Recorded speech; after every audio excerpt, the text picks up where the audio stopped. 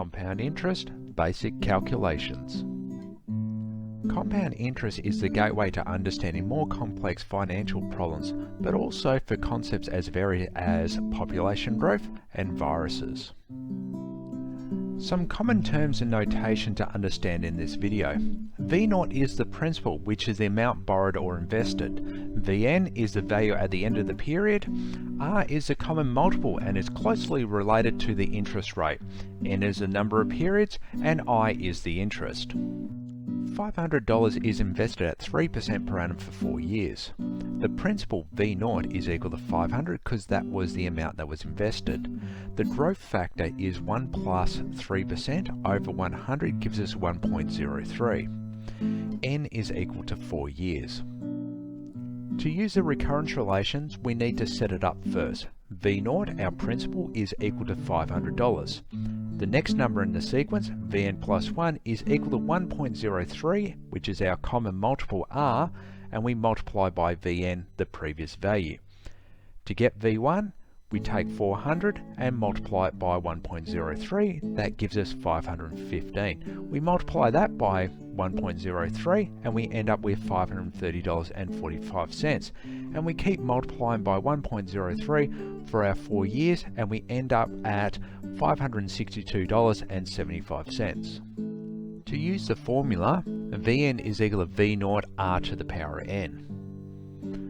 V4 is equal to 500 times 1.03 to the power of 4. So we get the same answer as the recurrence relation, which is $562.75. To work out the interest, it's equal to the total amount minus the principal, or we can simplify it down to I equals Vn minus V0. The total amount was $562.75. That was the same regardless of whether we use the recurrence relation or the formula. And we take away the principal, which is $500, which is what we invested, and we get the interest of $62.75.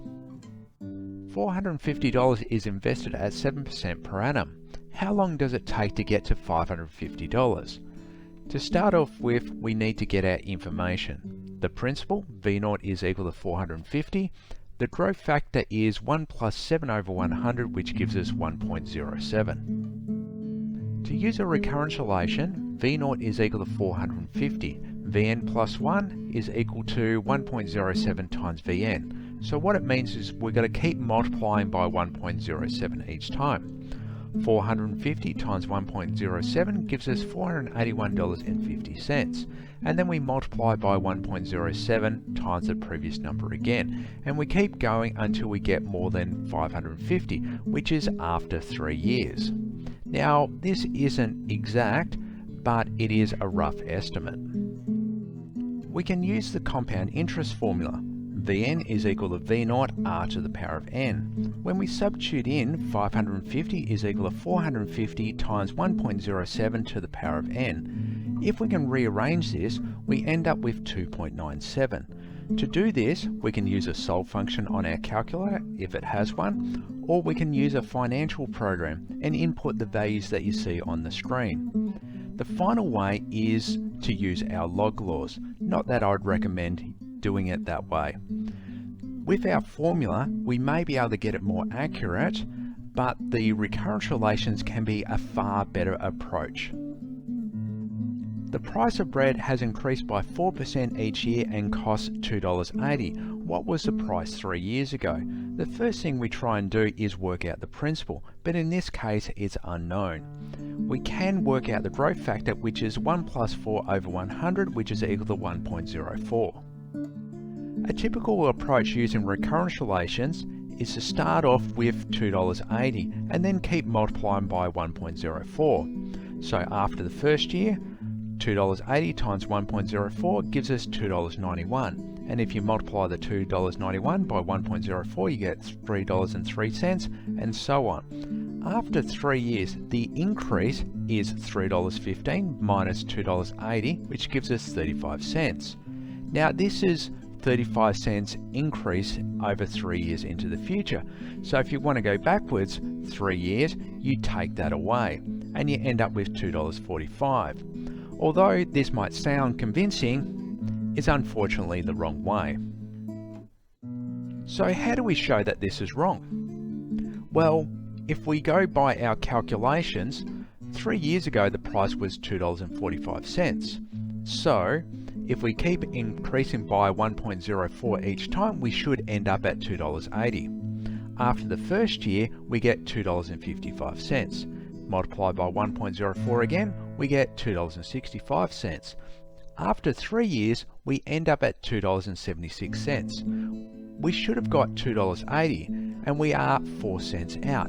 It doesn't sound like a great deal, but it means our calculation is wrong, although our previous calculation gave us a fairly good approximation of what the price should have been.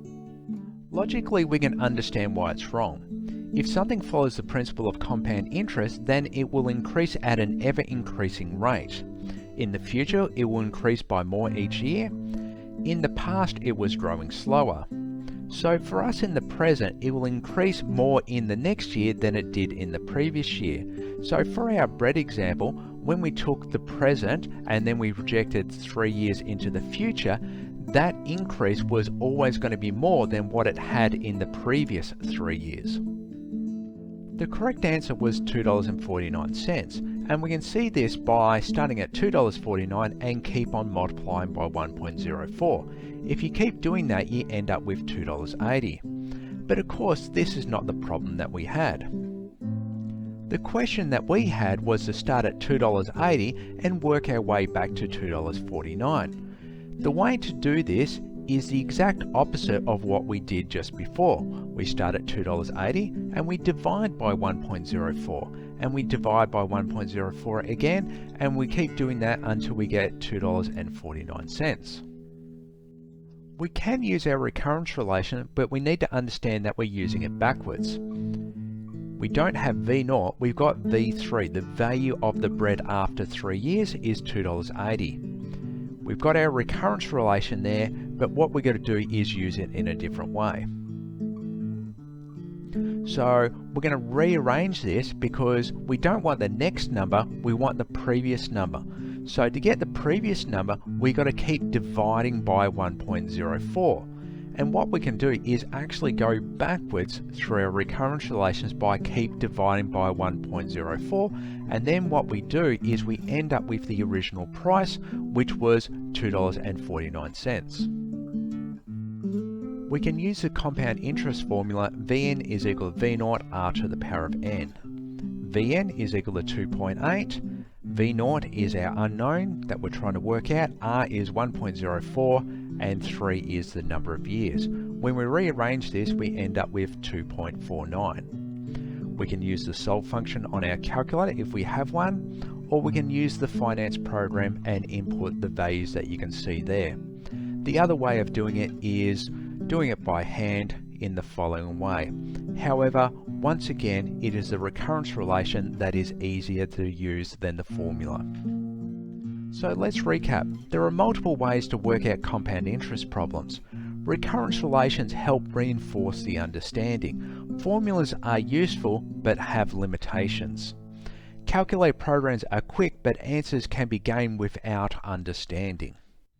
Thanks for watching. Please subscribe and hit the like button. Please leave a review and a comment. I'm not a financial advisor. I'm an experienced mathematics teacher with a passion for teaching financial literacy. Please read the disclaimer.